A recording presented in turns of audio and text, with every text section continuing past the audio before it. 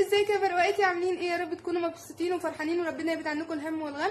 انا رؤية اللي ما يعرفنيش، والنهارده هنتكلم عن حاجات لو عندك او عندك اعرف ان حياتك كويسه وانها مش بائسه خالص ومش سودا خالص. وقبل ما نبدا الفيديو يا ريت لايك وسبسكرايب، اللي هو مستطيل احمر كده بيبقى مكتوب عليه اشتراك او سبسكرايب، وفعلوا زر الجرس عشان يوصل لكم كل جديد، واتفرجوا على فيديوهاتي القديمه. وبعد ما اخلص الفيديو ده يلا نبدا. انت لسه عايشه؟ اه والله انت لسه عايشه بعد كل الظروف الصعبه اللي مريتي بيها، بعد كل المشاكل والضغوطات، بعد كل العقدات اللي انت تخيلتي ان ملهاش اي حل في حياتك، بعد كل عياطك طول الليل ومحاولاتك للانتحار. انت لسه عايشه، ده في حد ذاته اول حاجه كويسه في الدنيا يعني. في ظل كل الحروب وشعوب الوطن العربي معظمهم لاجئين وكل المشاكل اللي احنا بنشوفها في الوطن العربي، انت لسه عايشه في بيت وليكي سقف يضلل عليكي. انت لسه بتعرفي تنامي على سريرك في اوضتك، لسه اهلك ما اتشردوش، لسه ما انتش لاجئه، لسه ما انتش